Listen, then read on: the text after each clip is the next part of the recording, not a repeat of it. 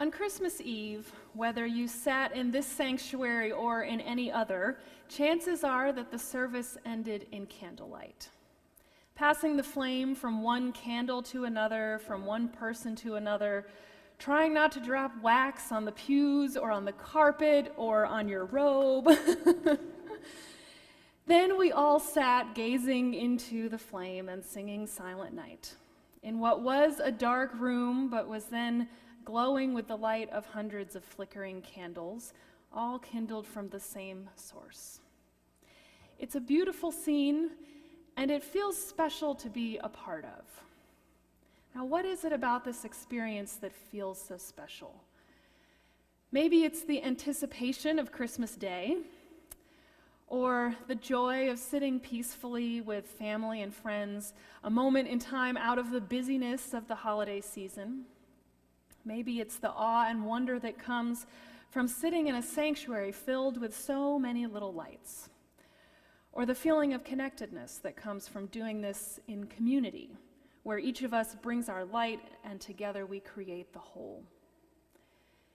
I want to share with you a story from a mountain village in Transylvania, what is now part of Romania, which is an area that our Unitarian faith grew in many centuries ago. The people of this village were Unitarians, and they wanted a church of their own. So all of the people of the village chipped in to build themselves a church. Everyone offered their gifts in some way. The carpenters and foresters created enormous beams and carved doors. The glaziers made tiny little glass panes and fitted them neatly together with lead. The blacksmiths hammered iron into tall lampstands and thin bronze into shining oil lamps. And then everyone came together to paint the church.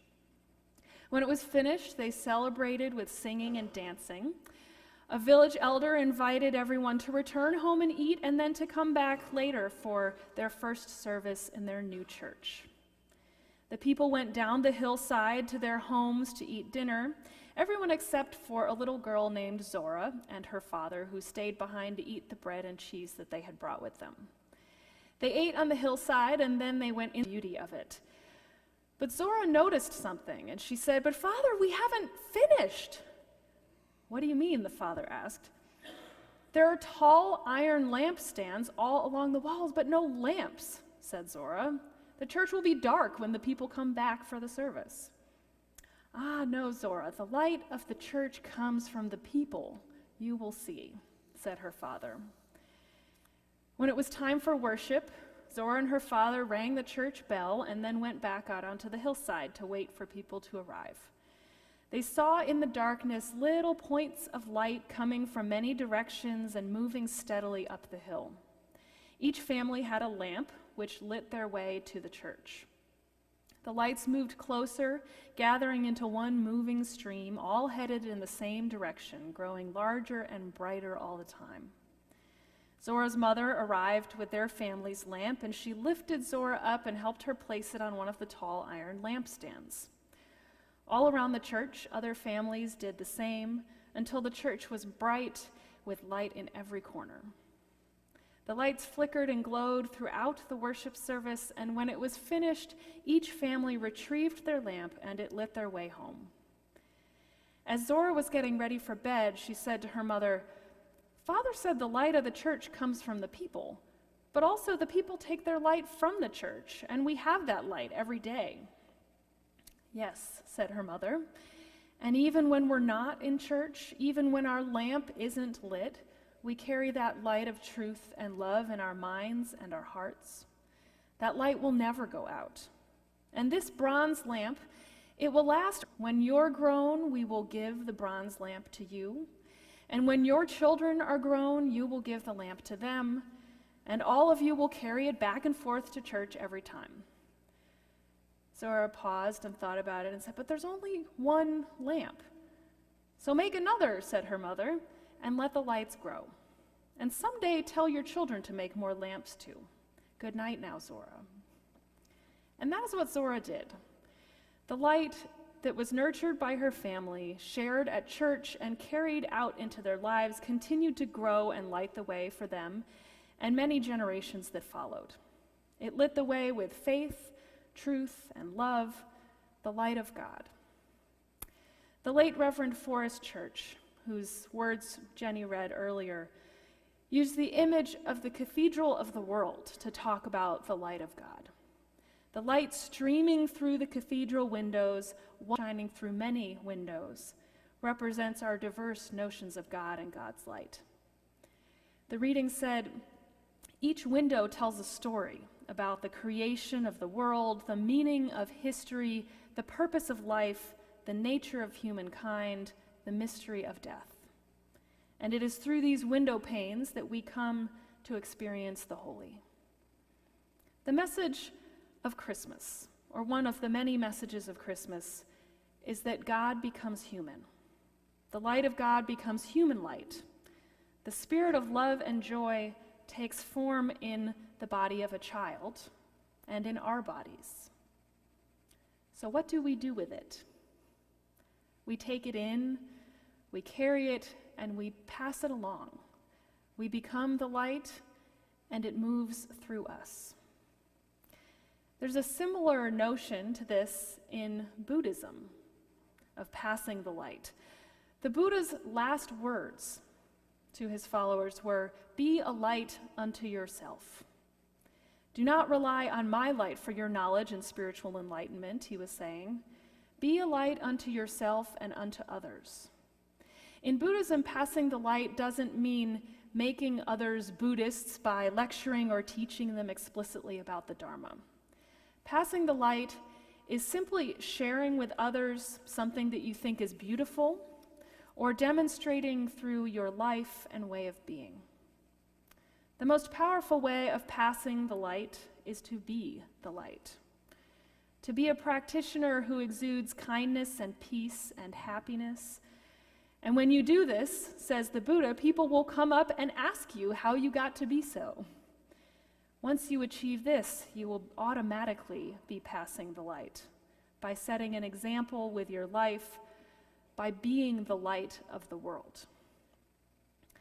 On Christmas Eve, we advise you to hold the lit candle upright and to tip the unlit candle into the flame. Reverend Cantor even had everyone in the sanctuary repeat the instructions after him. A friend and colleague of mine just in the past couple days shared some additional wisdom that she learned about the logistics of passing the light. The wisdom was actually quite Buddhist, I thought. Rather than taking your light and pushing it onto somebody else, which spills wax, just hold your light steadily and sturdily. Let someone come and take from it, lighting their own candle, so that then they may hold their light sturdily for others in turn.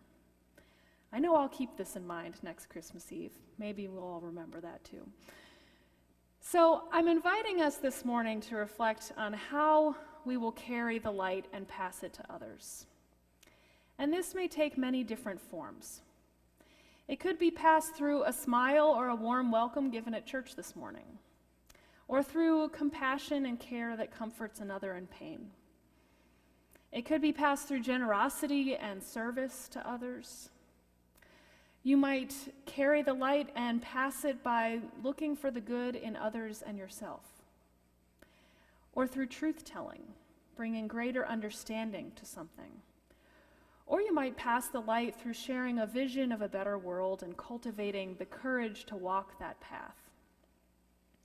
Just as no one villager in Transylvania could light the whole church with their one lamp, no individual can do all this alone, which is why we have each other. In the back of our hymnal, there's a saying that I love. It's from Albert Schweitzer. At times, our own light goes out and is rekindled by a spark from another person. Each of us has cause to think with deep gratitude of those who have lighted the flame within us, he says. In this holiday season, who has rekindled your light? To whom are you grateful for what they have passed on to you? Meg Barnhouse, a Unitarian Universalist minister in Austin, tells a story of when her light was rekindled, and it happened to have been right around this time of year with all the religious festivals of light. Meg, in addition to being a minister and a published writer, is a singer and songwriter. She was playing a show in some small southern town at a coffee shop, and she met a guy named Harry. He was wearing a dark suit and a yarmulke. He'd just been to a funeral, he said, and he wished that he could stay for the show, but he'd promised his wife that he would be home for dinner. He ended up staying for the first set.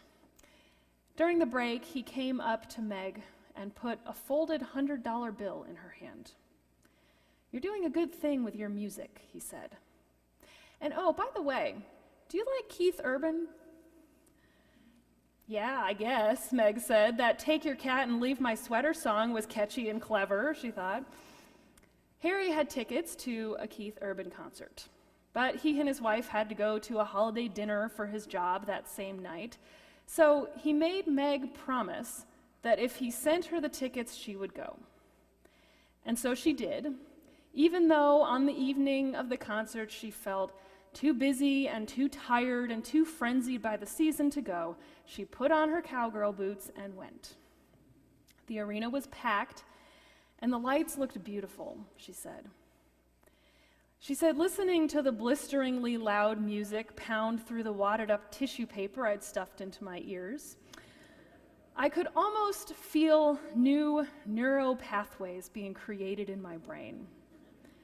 Ideas began piercing the fog of busyness in my brain, and light came from places I hadn't felt had come from in a while.